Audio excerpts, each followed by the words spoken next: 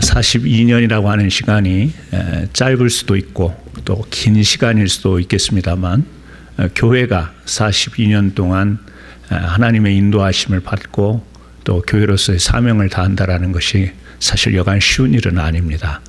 그럼에도 불구하고 하나님께서 우리 교회를 교회되게 하신 것 전적인 하나님의 은혜인 줄로 믿습니다.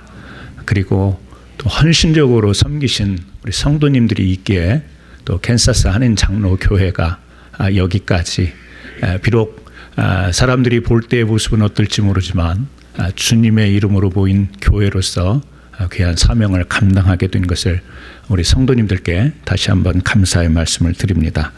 계속해서 우리의 기대는 하나님의 영광이 선포되는 교회가 되기를 바라고, 또 우리 성도님들이 위로받고 참된 평안 안에서 이 땅 가운데서 참된 그리스도의 행복을 누리는 삶을 우리 교회를 통해서 누리기를 간절히 소원합니다. 오늘 그래서 우리가 교회다, 이런 제목으로 오늘 말씀을 좀 나누려고 하는데요. 창립 기념 때 되면 늘 이렇게 좀 많은 말씀을 나누기는 하는데 예배를 마치면 또 머릿속에 담는 게 없어요. 그래서 오늘 좀 복잡하지 않게 간단하게 좀 말씀을 나누려고는 하는데, 여러분들에게 하나님이 주시는 말씀으로 은혜가 되기를 바랍니다. 항상 우리가 교회 그러면 그 교회의 본질을 생각해야 됩니다. 교회의 본질이 무엇인가. 그런데 우리가 본질이라고 하는 그 단어 속에 벌써 우리는 굉장히 어렵게 느껴지는 그런 다가섬이 있죠. 오늘 로마서 5장 1절 말씀, 이 말씀 한 구절이 저는 참 교회의 본질을 잘 나타내고 있다, 그렇게 생각이 되어서 이 말씀을 오늘 함께 나누려고 합니다. 다시 한번 로마서 5장 1절을 보시면요, 이런 말씀을 하죠. 우리가 믿음으로 의롭다 하심을 받았으니 우리 주 예수 그리스도로 말미암아 하나님과 화평을 누리자. 여기에서 우리가 좀 엿볼 수 있는 것은 뭐냐면, 우리가 믿음으로 의롭다 하심을 받았다라고 하는 부분이에요. 하나님으로부터 우리가 의롭다함을 받은 거예요. 의로워서 의로워진 게 아니고, 우리가 의로운 게 아니라 하나님이 우리를 의롭게 여겨 주셨다라고 하는 것이고, 그렇다고 한다면 그 의로움을 받은 우리는 어떤 삶을 살아야 되는가? 예수 그리스도로 말미암아 하나님과 화평을 누리면서 사는 것, 이것이 바로 우리의 신앙이라는 것이죠. 그러니까 믿음으로 의롭다 하심을 받았다라고 하는 것은 구원을 말하는 것이고, 뒤에 이 예수 그리스도와 말미암아서 하나님과 화평을 누린다라고 하는 것, 이것은 우리의 신앙생활을 말하는 거예요. 구원을 받았다라고 예수를 믿고 또 교회에 나와서 나 예수 믿어 구원받았어라고 하지만, 예수 믿는 사람의 화평을 누리지 못하면 반쪽짜리가 되지 않겠습니까? 또 이 믿음으로 의롭다함을 여김을 받지 못했는데 우리가 참된 그리스도 안에서의 평화를 누린다라는 것은 안 된다라고 하는 거예요. 그래서 이 두 가지는 항상 같이 가는 것이고 묶여 있는 것인데, 이 로마서의 우리 신학계에서요, 로마서의 권위자가 있어요. 로마서를 아주 잘 해석하는 분이 계신데, 릭터 캑이라는 이름을 가진 분이에요. 이분이 이 믿음으로 의롭다 하심을 받았다라는 말을 어떻게 우리에게 해석해서 전해주냐면, 이분은 그런 이야기를 해요. 이 의롭다 하심을 입었다라는 것은 교정하다, 고치다, 그런 뜻을 가지고 있다. 그러니까 이제 헬라어의 말에 의하면 이게 의롭다 하심을 받는다라는 것은 고친다, 교정한다. 자세가 우리 틀어지면 교정한다고 그러잖아요. 기계가 고장나면 바로 잡잖아요. 그렇듯이 바로 잡는 것이 의롭다 하심을 입는 건데, 그러면 무엇가 잘못됐길래 교정하느냐? 하나님과 우리 사이의 관계가 잘못되었기 때문에 그것을 교정하는 것이다. 그것을 우리는 일반적인 용어로 하지만 굉장히 신학적인 용어입니다. 화해라고 한다, 화목이라고 한다, 이렇게 설명을 하는 거예요. 여러분, 우리가 많이 이야기하지 않습니까? 하나님과 우리 사이에 화목한 관계가 되었다, 하나님과 우리 사이에 화해가 되었다라고 하는 것은요, 굉장히 신학적인 용어예요. 무슨 의미냐면, 우리가 인간이 죄로 말미암아 타락하게 됐잖아요. 하나님 품을 떠나게 됐잖아요. 그런데 그게 교정이 되어서 다시 하나님과 화해가 되고 화목이 관계가 된 것, 그것을 이 로마서의 권위자는 바로 의롭다함을 입은 것이다. 결국에 하나님과 온전한 화목과 화해의 관계는 궁극적으로 구원이다. 이렇게 설명을 하는 것이죠. 그러므로 여러분, 다 우리는 예수 그리스도를 영접하고 지금 구원받은 백성으로 살아가고 있는데요. 여러분은 하나님과 지금 이미 화목 관계가 되었고 화평한 관계가 된 줄로 믿습니다. 그렇다고 한다면 이제 우리는 어떻게 살아야 되느냐? 여기 있는 말씀처럼 예수 그리스도로 말미암아 하나님과 화평을 어떻게 하라고 그랬어요? 누리라라고 이야기를 했습니다. 누리라. 우리 쉽게 생각하면 돈이 있어도 그 돈을 누리지 못하는 사람이 있죠. 돈 벌벌벌 떨면서 쓸 줄도 모르고 그냥 돈이라고 하면 거기에 구속돼 버리는 사람이 있습니다. 그런 반면 돈이 있어서 그것을 누리는 사람이 있습니다. 가치 있는 곳에 쓸 줄 알고 여행도 다니고 그래서 좀 가난한 사람들에게 베풀기도 하고 누리는 사람이 있는가 하면 거기에 구속된 사람이 있어요. 그러니까 우리가 예수 믿고 신앙생활을 할 때는 뭔가에 얽매여 있고 사로잡혀 있는 것이 아니라 누려야 되는 거예요. 누려야 되는 것인데 대부분 사람들은 보면요, 하나님을 무서워 벌벌 떨면서 꼼짝 못하고 교회에 그냥 꼼짝 못하게 얽매이는 삶을 사는 것을 신앙생활로 생각을 하는데 얼마나 그 스트레스가 많겠어요. 아니에요. 하나님을 믿는 신앙과 교회 생활은 누리는 신앙이 되어야 될 줄로 믿습니다. 우리 캔사스 한인장로교회 성도님들은요, 누리는 신앙이 되어야 되는 거예요. 그래서 성경의 많은 곳을 보면 창세기부터 요한계시록까지 우리에게 전하는 내용을 보면 무슨 이야기를 해요? 구원이 무엇이냐? 우리가 의롭게 된다라는 것이 무엇이냐? 그래서 구약에는 예언으로 말씀하시고 신약에는 예수 그리스도가 그 예언의 성취로 오셔서 우리로 하여금 의롭게 되는 것을 말씀하고 있어요.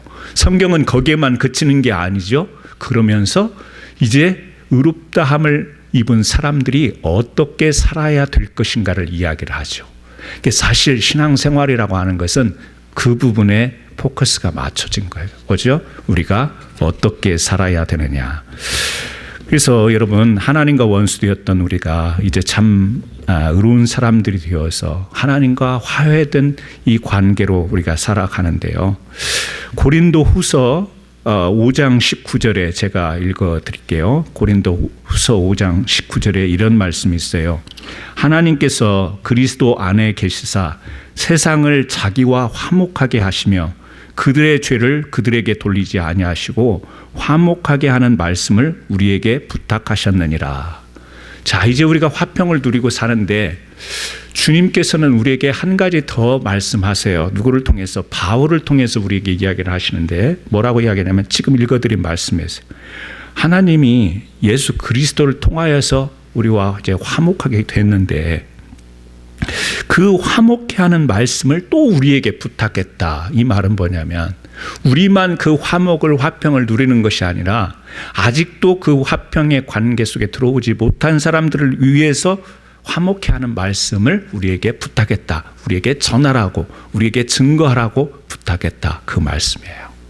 그러니까 당연히 믿음 안에서 사는 우리들은 하나님과의 그 화평한 관계를 누리지만 이것을 또 하나님은 아직도 하나님과 화평한 관계에 들어오지 못한 사람, 즉 구원을 알지 못하는 사람들에게 이것을 전하라고 부탁하셨다라고 말씀하는 것입니다.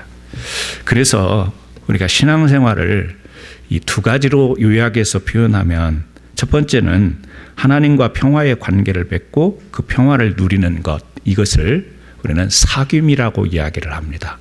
우리가 흔히 말하는 교제라고도 이야기를 합니다.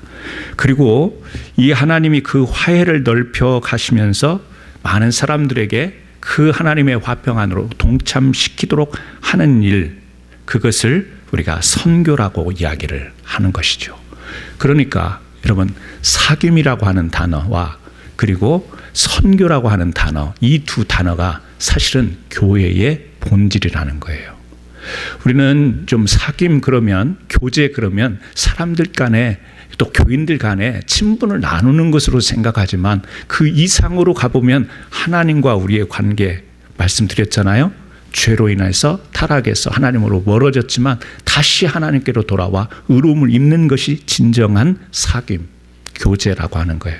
그리고 그것이 또 우리 이웃에게 전파되어지는 것, 그래서 그것을 우리가 전하는 것, 이것을 선교라고 이야기하기 때문에 사귐과 그리고 선교는 뗄래야 뗄 수가 없는 것이고, 이것은 함께 가는 것이며 바로 교회의 본질이다, 이렇게 우리가 이야기를 할 수 있어요.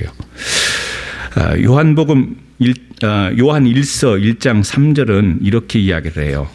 우리가 보고 들은 바를 너희에게도 전함은 너희로 우리와 사귐이 있게 하려 함이니 우리의 사귐은 아버지와 그의 아들 예수 그리스도와 더불어 누림이라, 이렇게 이야기를 합니다. 여기서도 이야기를 하죠. 사귐이라는 단어가 나와요. 너희에게 지금 복음을 전하는데, 요한이 하는 이야기죠. 우리와 사귐이 있게 하려고 한다. 그런데 그 사귐은 어떤 사귐이냐? 단순히 인간적인 친분의 사귐이 아니고, 교제가 아니고 바로 하나님 예수 그리스도의 사랑 안에서 이루어지는 사귐을 우리가 너희와 함께 나누고 싶다, 이것을 전하는 것이죠. 그러니까 여기에서 말하는 사귐, 여기에서 말하는 교제는 단순한 그런 인간의 교제를 말하는 것이 아닙니다. 사람이 살아가면서 친구가 필요하잖아요. 사람이 살아가면서 친구도 필요하고 친분도 필요합니다. 교제, 사귐이 필요합니다. 이게 안 되면 사람은 외로워요. 고독해집니다. 자신의 존재감도 사라지게 되어 있습니다.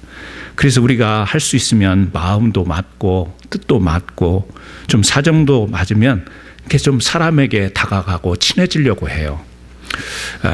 사귐의 삶을 어떻게 보면 우리는 추구하면서 살아갑니다. 그런데 여러분, 우리가 사귐이라는 게 또 쉬운 게 아니에요. 사귀기를 원하고 사람과 좀 친구도 삼고 친분을 나누면서 그렇게 살고 싶은데 그게 쉽지 않다라는 거예요. 뜻맞는 사람이 그렇게 많지 않아요, 주변에. 자기하고 성격이 맞는 사람도 그렇게 찾기가 쉽지 않고요.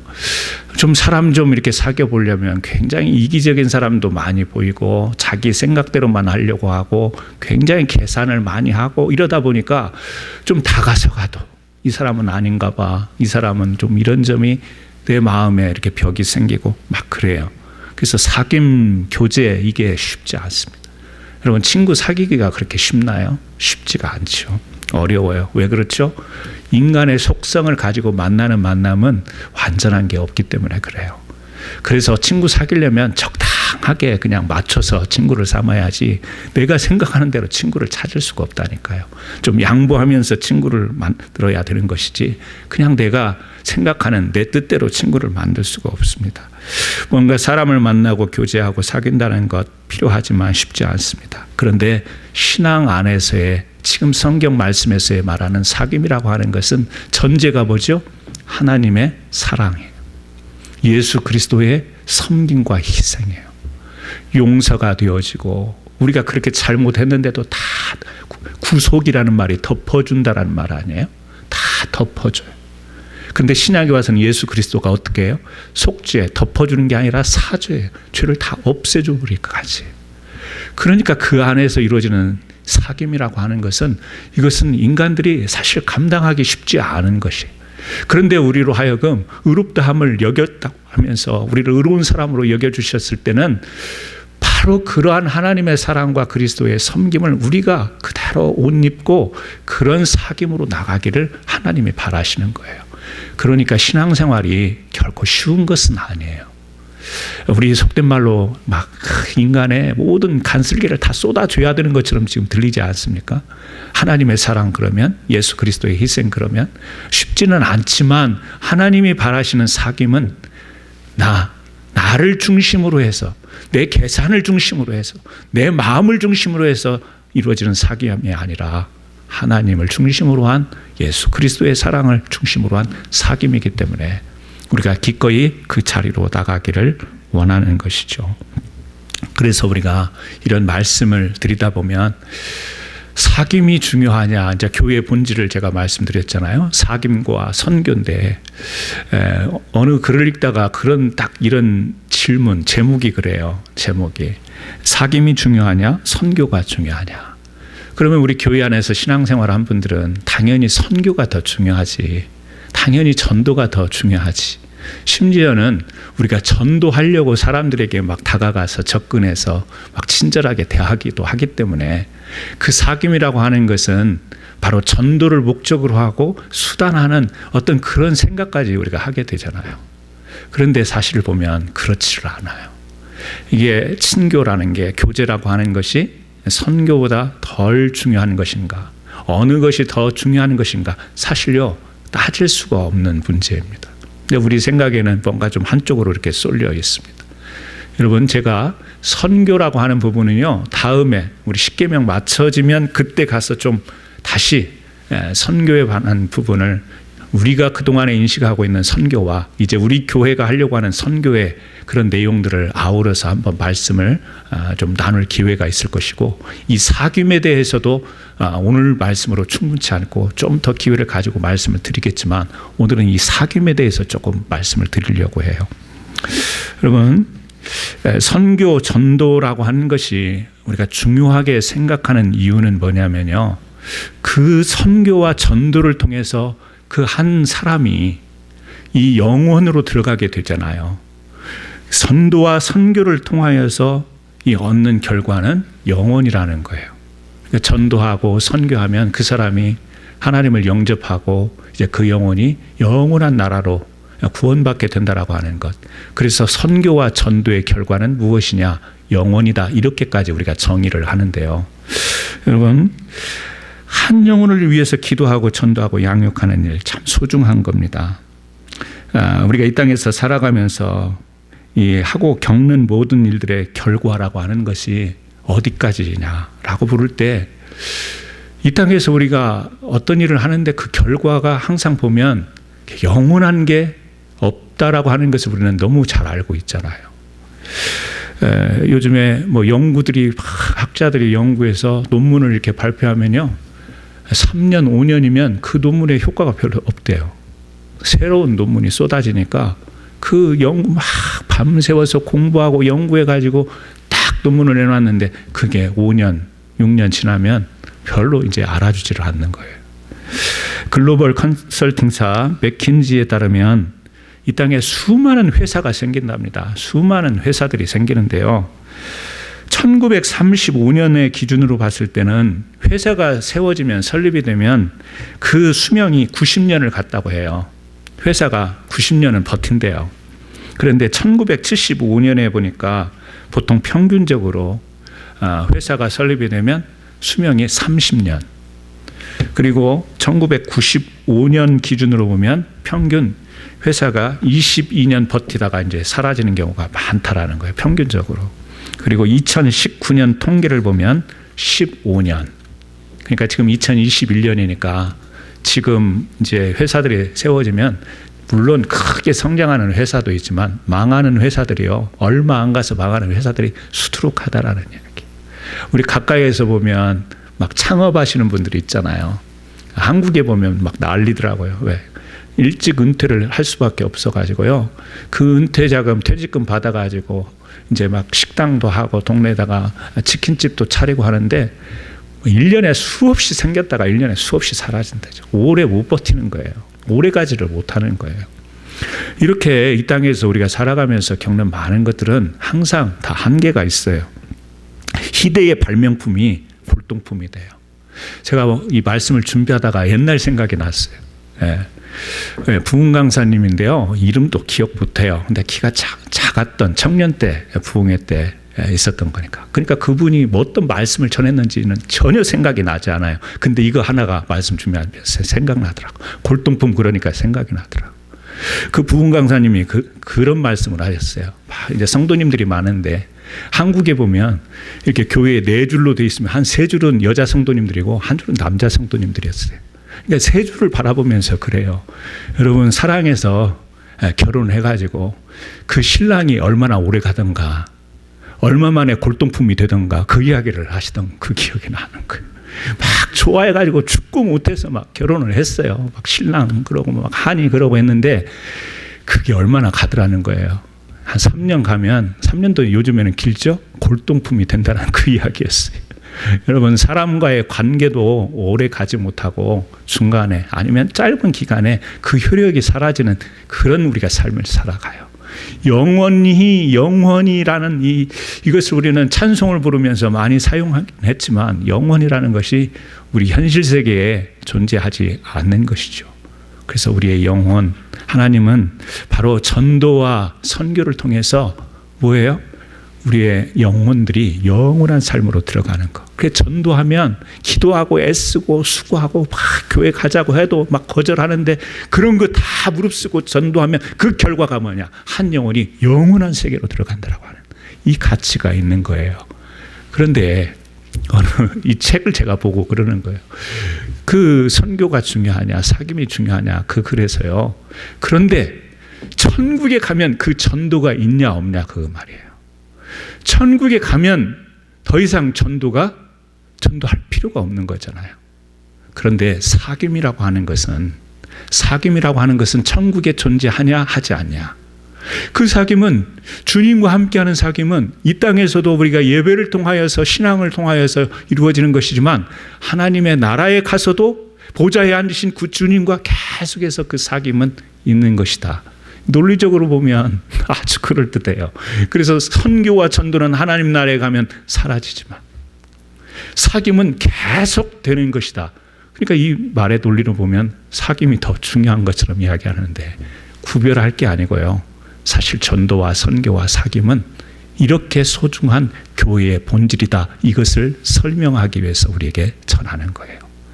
그러므로 사귐이라는 것을 단순히 우리 교회에 와서 만나는 성도들과의 사귐 교제만을 생각하지 말고 우리가 그렇게 만나게 되기까지 이미 한 사람 한 사람이 하나님의 그 사랑으로 부름을 받았고 의로운 자로 여김을 받았고 그 안에서 만나는 이 사귐, 하나님과 예수 그리스도가 중재가 되어진 또 그 기본이 되어진 그 교제의 사귐을 여러분들이 소중히 여기기를 주님의 이름으로 축원합니다. 세상에 어디 나가서 만나는 친구도 소중한 친구겠지만 왜? 너무 친구 만들기가 쉽지 않으니까. 그것도 소중한 거지만 교회 안에서 성도라고 하는 이름을 통해서 만나는 이 사귐이 너무너무 소중한 거예요. 그래서 지난 1년 동안 팬데믹으로 인해서 우리 가정에서 예배를 드는데 답답해요. 죽겠네 이런 말 쓰지 말라고 했는데요. 오죽하면 제 입에서 죽겠네가 나오더라고. 성도들을 못 보고 매주 카메라 보고 녹음해가지고 설교를 하는. 그런데 오늘 감사하게도 이렇게 창립 우리가 42주년을 맞이하면서 그래도 이렇게 성도님들과 마주 대하고 하나님의 은혜를 찬양하고 그 영광 돌리면서 이렇게 예배를 볼 수 있는 예배의 사귐이 이루어지는 것이 얼마나 감사한지 모르겠어요. 여러분도 아마 아멘이실 거예요. 그런 감사가 있을 줄로 믿습니다. 그래서 우리 교회는 그전에도 잘 해왔지만 앞으로 우리 교회가 이제 또 하나님께서 새로운 장소로 이사하게 하셨고 또 새로운 마음과 각오를 갖게 하실 때 이 두 가지를 우리가 분명히 기억하고 우리 교회가 앞으로 나갔으면 좋겠다라는 것을 여러분과 나누고 싶어서요. 첫째는 사귐, 두 번째는 선교. 그런데 그 사귐에 있어서 바로 우리가 하나님의 그 화평을 입은 자들로서 저는 우리 성도님들이 누리는 신앙생활이 되기를 간절히 소원합니다. 우리 한국에서 가난한 시절, 어린 시절에 우리 70년대 교회가 막 부흥했잖아요. 왜? 너무 갈급하고 힘들고 어려우니까. 그런 하나님의 은혜를 삼아고 나와서 많은 은혜도 받았지만 그때 받았던 신앙 교육이 누리는 신앙 교육이 아니었어요. 구속되는 신앙, 얽매이는 신앙. 그래서 하나님 앞에 물질 바치지 않으면 복 받지 못하고 또 뭐 주일 성수 못하고 또 교회 헌신 못하고 나면 복을 못 받고 다 그런 것으로 연결이 돼서 우리 가운데 신앙을 누리는 개념보다는 잘못하면 벌 받는, 잘못하면은 우리가 복을 얻지 못하는 이런 개념으로 많이 인식이 되어 있는데요. 신앙은 참된 하나님과의 교제를 통해서 누리는 신앙이 되어야 될 줄로 믿습니다. 아울러서 그 누린다라는 것이 꼭 우리가 내가 어떤 대우받고 좋은 것을 내가 가진다라는 의미가 아니라 말씀했잖아요. 선교와도 연결이 되어서 그 화평을 어떻게 해요? 다른 사람에게도 전하도록 우리에게 부탁한다라고 하시잖아요. 그래서요, 이제는 우리 교회도 많이 성경 공부도 하셨고 옛날부터 많이 하셨지 않습니까? 여러분 성경 지식이 상당합니다. 여러분들 앞에 설교 잘못했다면 큰일 납니다. 여러분들이 너무 많이 알고 계세요. 공부도 많이 하셨고 또 훈련도 많이 하셨어요. 그렇다고 해서 이제 됐다라는 게 아니고 계속해서 주의 말씀은 계속해서 우리가 사모하고 더 묵상하고 연구하고 훈련 받아야 되지만, 여기에 더해서 이제 정말 중요한 것은 우리가 실천하는 것, 그 말씀 배운 대로 사는 것, 그 말씀대로 행하는 것, 이것이 중요하니까 이제 우리 성도님들과 함께 좀 실천의 자리로 나가는 것. 그래서 교회 안에서는 기도하고 예배드리고 교회 안에서는 훈련받고 말씀 공부하지만, 이제 교회를 벗어나면 우리가 실천하는 장이 널려 있잖아요. 그래서 저는 개인적인 바람은 이제 우리 성도님들과 함께 이 실천의 자리로 세상으로 좀 함께 나가고 싶다, 이런 마음을 갖는 거예요. 이제 하나님께서 이렇게 성도님들이 올 수 있는 새로운 장소로 허락하셨으니까 오는 것은 오는 것이고요, 이제는 나가야 되는 것이 우리의 해야 될 때가 아닌가, 이런 생각을 하는 거예요. 그래서 작은 실천으로 저는 오늘 좀 간단한 내용이에요. 뭐 시시한 내용이긴 하지만, 이제 우리 교회 들어오시면 교육관이라고 우리가 부르는데요, 저쪽 입구 쪽에 보면 지금 미니 카페를 하나 만들려고 해요. 아직 임시로 설치해놔서 아직 자리를 잡지 못했습니다. 그래서 임시 카페, 친교회 장소를 만들려고 해요. 그런데 거기에 교회적으로 상의하고 뭐 당에서 상의한 건 아니고 개인적인 생각입니다만, 카페 이름을 제가 하나 생각을 해냈어요. 말이 좀 어려워요. 무슨 이름이냐면 체다카라고 하는 이름이에요. 들어보신 분들도 있을 거예요. 체다카 내지는 쯔다카. 우리말이 아니죠. 우리말이 아닙니다. 히브리 사람들의 말인데요. 뭐 한국에도 보니까 우리 순수 우리나라 말을 사랑하자고 하지만 아파트 이름부터 다 외국어로 막 다 쓰였더라고요. 그게 조금 사람들 듣기에 보기에 좀 세련됐나 봐요. 근데 사실 그렇기도 해요. 그런데 그런 걸 떠나서 제가 우리 교회에 미니 카페를 만든다면 거기에다가 카페 체다카 이렇게 쓰고 싶은데요. 이 체다카, 유대인들이 지난번에 성인식을 말했는데, 어린아이, 이스라엘에는 굉장히 지금도 남자 중심이어서 성인식도 남자들을 통해서 하고요. 이 어린아이가 이제 자라면 머리를, 남자아이들이에요, 자르지를 않는데요. 머리가 기는데 3년 동안 자르지를 않고 3년이 돼서야 처음으로 머리를 깎아준대요. 삭도를 된다고 그러는데 3년이 딱 돼서야 그때서 이제 머리를 처음으로 랍비가 잘라주든지 아니면 자기의 할아버지가 잘라주든지 이런 관습이 있다고 그래요. 그 머리를 잘라주고 나서 바로 그 아이에게 하도록 하는 행위가 뭐냐면 동전을 주면서 체다카라고 하는 저금통에 동전을 넣도록 하는 거예요. 그것은 바로 기부를 의미하는 겁니다. 어려운 사람들, 가난한 사람들, 성경에 그 어렵고 가난한 사람의 대표적인 표현으로 고아와 과부를 이야기하잖아요. 그러니까 그 어린아이의 머리를 잘라주고 이제 체다카라고 하는 저금통에 돈을 넣고, 그러면서 이제 이 아이가 이제 하나님을 알고 기도하는 것을 알고 이스라엘 백성의 자녀로서 이제 온전한 사람으로 성장하는 시작점을 그 3살로 본다라는 거예요. 그러면서 가르치는 게 뭐냐면 자기만이 아니라 이웃을 향해서 살아갈 수 있는 사람으로서의 훈련을 바로 그때 시작한다라고 하는 거예요. 이 체다카라고 하는 말은요, 기부, 구제라는 의미로 사용되지만 실제 성경에서 구제라는 단어가 히브리 말로 없어요. 우리가 구제하다, 돕다, 기부하다 이런 말이 성경에 우리 한글로는 구제 이런 표현으로 나오지만 히브리 원어에는 없다라는 거예요. 그래서 대신 쓰는 용어가 있는데 그게 뭐냐면 바로 이 체다카라는 말입니다. 체다카라는 말인데 이 말의 원래 뜻은 의롭다라는 말이에요.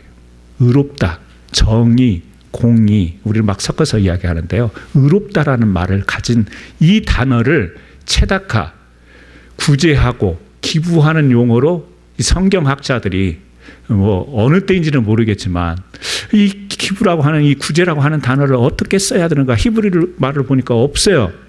그러다가 성경 전체적인 의미로 볼 때 이것이 뭐냐, 기부하고 가난한 사람을 돕고 어려운 사람을 돕는 것은 바로 의로운 행위다, 정의다, 공의다 이렇게 판단을 하고 그 용어를 쓰기 시작했다라는 거예요.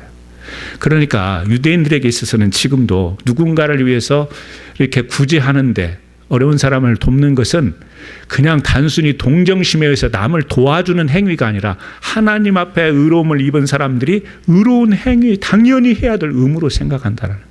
그래서 어려서부터 그렇게 가르친다라는 거예요. 그러니까 우리도 바로 이 체데카 어려운 말이긴 하지만 이 단어를 생각하면서 그렇다.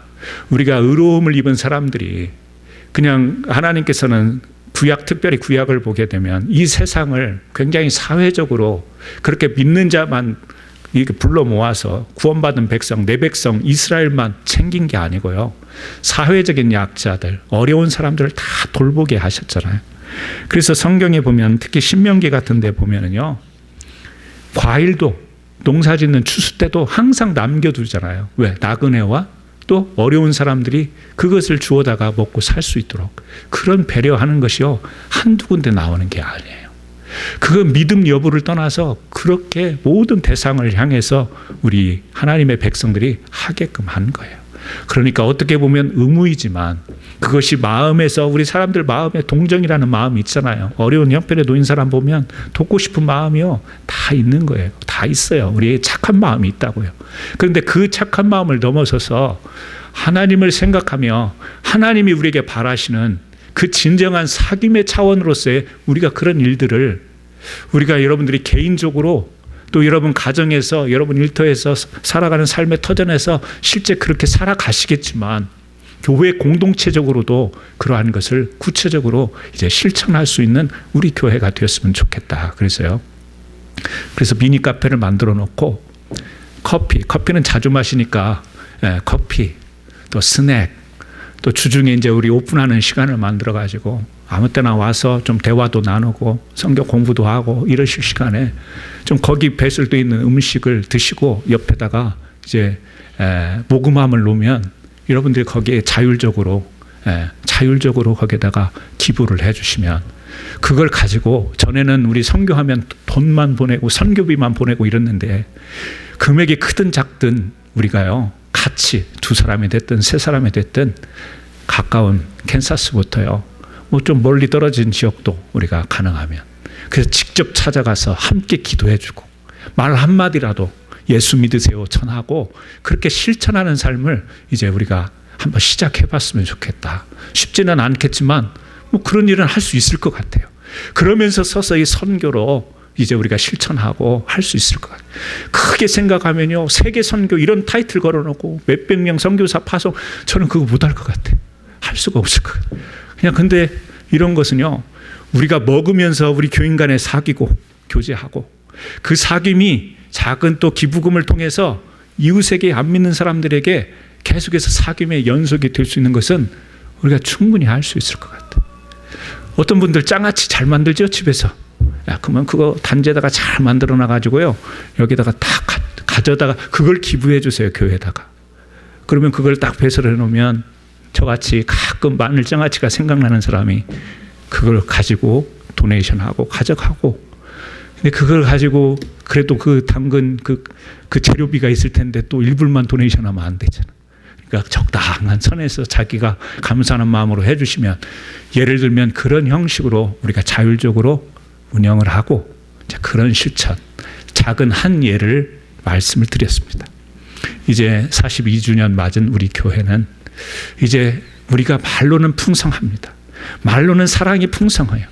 말로는 이웃을 사랑하는 것이 얼마나 풍성한지 몰라요. 그런데 이제 와 닿아야 되잖아요. 내 마음이 와 닿아야 되고 그리고 또 그것이 다른 사람에게 와 닿을 수 있는. 그래서 이 말씀으로 말씀을 마무리하려고 해요. 울림과 어울림이라는 단어가 있는데요. 울림과 어울림. 울린다라는 것은 우리의 마음이 감동된다라는 것이. 하나님으로부터 우리가 감동을 받아서 우리의 마음이 울림이 생긴다면 이제 이웃을 향해서 함께 어울림의 자리로 나갈 수 있는 그런 이제 착하고 주님 앞에 쓰임받는 거룩한 교회로 우리 캔사스 한인 장로교회가 쓰임받기를 원하고 우리 성도님들이 기꺼이 그러한 것에 참여하시기를 예수 그리스도 이름으로 축원합니다.